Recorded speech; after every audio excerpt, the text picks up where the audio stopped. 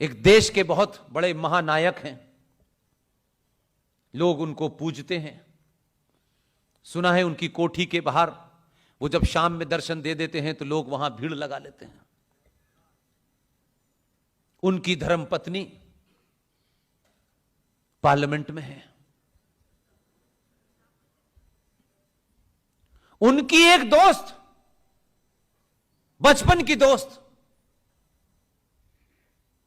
एक दिन आज से 3-4 साल पहले यकायक मुंबई में एक प्रोग्राम देने के बाद गया। रात में 1:30 बजे फोन आया, नंबर भी मैं जानता नहीं था, उन्होंने कहां से नंबर लिया, किन कारणों से मैं उनका नाम नहीं बताना चाहता। एक बहुत बड़े हीरो की पत्नी है वो। उन्होंने फोन किया और फोन करते करते बहुत सारी बातें की। तब उन्होंने उस महानायक की पत्नी के बारे में बताया कि जब ये सब बातें वो कर रही थी, जब उनको थोड़ी थोड़ी जानकारी थी, तो उस महानायक की पत्नी ने, जो पार्लियामेंट के अंदर जिन्हें किसे किसे शराब देती हैं, उनका शराब किसी पे काम तो कर नहीं रहा कई साल से। जिन्हें शराब दे रही थी वो भी ठीक ठाक है बेचारे। उनके ये शब्द हैं।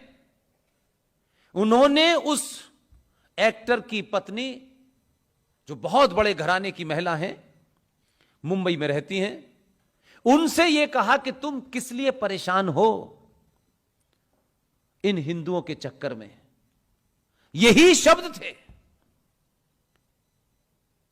जब कुछ होगा इन पागलों को मरने दो, हमारे बाहर पूरे पूरे फार्म हाउस हैं, हम चले जाएंगे, हम क्यों लड़े इनके लिए। वो पार्लियामेंट में है, ऐसे लोग हैं।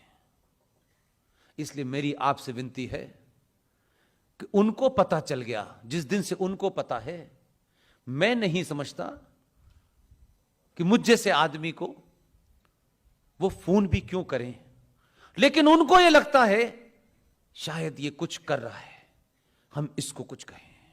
जितनी ताकत मुझे दे सकती है वो देती है। इसलिए कि उनको समझ आ गया कि हो क्या रहा है, क्योंकि उन्होंने अपने मोहल्ले में, जहां कभी कोई टोपी वाला नहीं रहता था, विपिन रावत की मौत के बाद श्रद्धांजलि सभा रखी, विपिन रावत की तस्वीर लगाई, क्योंकि उनके पति ने जब यह घर बनाया था तब वहां कोई ऐसा नहीं रहता था। उन लोगों की बदमाशी और गुंडागर्दी देखिए कि उनको मालूम था कि यह महिला राष्ट्रवादी विचार रखती है। विपिन रावत की तस्वीर उठा के फेंक दी और उन्होंने श्रद्धांजलि सभा नहीं होने दी। 1 घंटे तक रोई टेलीफोन पे मेरे साथ।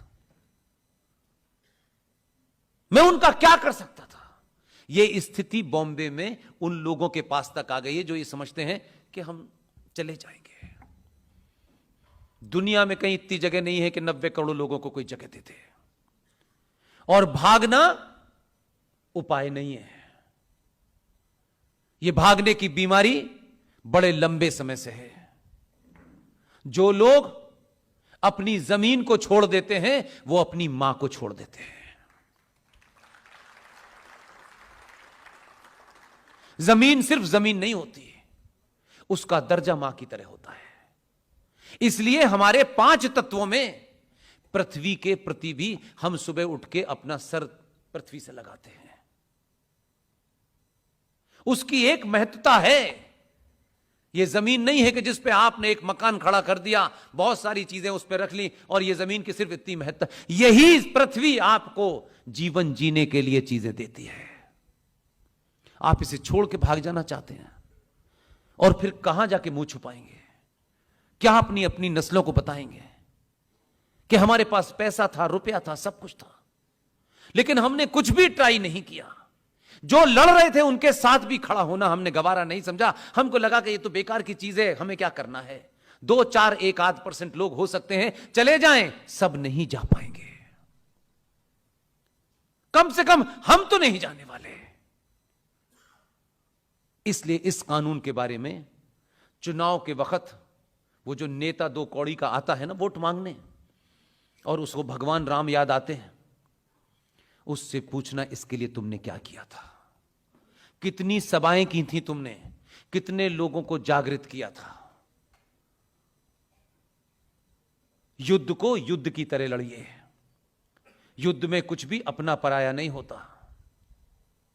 जो उस तरफ है वो अधर्मी है, उसका नाश करना है। और ये मैंने नहीं कहा, ये गीता में भगवान कृष्ण उस अर्जुन से कह रहे थे, जब अर्जुन अपने सामने जो लोग खड़े थे बार बार ये कह रहा था ये तो अपने हैं, उसके हाथ कपकपा रहे थे, पैर स्थिर नहीं थे। भगवान कृष्ण ने तब भी कहा, हे अर्जुन, जो उधर खड़े हैं वो अगर तेरे अपने भी हैं, अगर उनका डीएनए भी अपना है, ये अधर्मी है और इनका नाश कर, इसके अलावा तुझे कुछ नहीं करना है।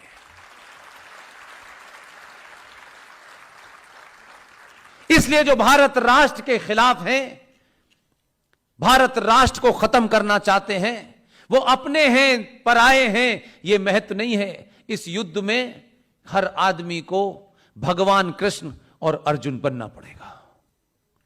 आप नहीं बनेंगे तो सदियां आपको, आपकी आने वाली नस्लें अगर इस दुनिया के किसी कोने में जीवित रहेंगी तो यही कहेंगे कि हमारे पूर्वज कायर और डरपोक थे, और इस वजह से वो आपका नाम भी अपने आगे नहीं लगाएंगे, शर्माएंगे अपने बाप और नाना का नाम लेने से। इसलिए आज मुझे और आपको इतिहास ने एक क्षण दिया है, एक लम्हा दिया है। यह बात सुबह भी मैंने बोली थी। 47 में हम नहीं थे, 46 में हम नहीं थे, हमने सुभाष को नहीं देखा, हमने पटेल को नहीं देखा, पार्लियामेंट में क्या क्या हुआ हमने नहीं देखा, कैसे हम इस स्थिति में पहुंचे हमें नहीं पता। लेकिन जब पता चलता है, हम उनके बारे में चिल्ला चिल्ला के अच्छा और बुरा बोलते हैं। अच्छा बोलने वालों के वारिस भी आज मौजूद नहीं है, जीवित नहीं है। लेकिन अगर कहीं कोई होगा भी तो भी उसको इस बात से ताकत मिलेगी कि आज भी पंडित ओंकार नाथ ठाकुर के वंशज दुनिया के किसी कोने में होंगे तो पुष्पेंद्र नाम की चीज याद रखें न रखें, लेकिन वो कहेंगे कि हमारे पूर्वज ने जो काम किया था आज उसको जगह जगह बताया जा रहा है। इतने भर से वो खुश हो जाएंगे। वो पद्मश्री और पद्म विभूषण लेने नहीं आने वाले, उनको नहीं चाहिए। सुभाष चंद्र बोस को भी पद्म भारत रत्न घोषित किया गया था, उनके परिवार के लोग नहीं आए। यह भी एक ताकत है। सुभाष चंद्र बोस को भारत रत्न की जरूरत नहीं थी, भारत रत्न को सुभाष की जरूरत थी।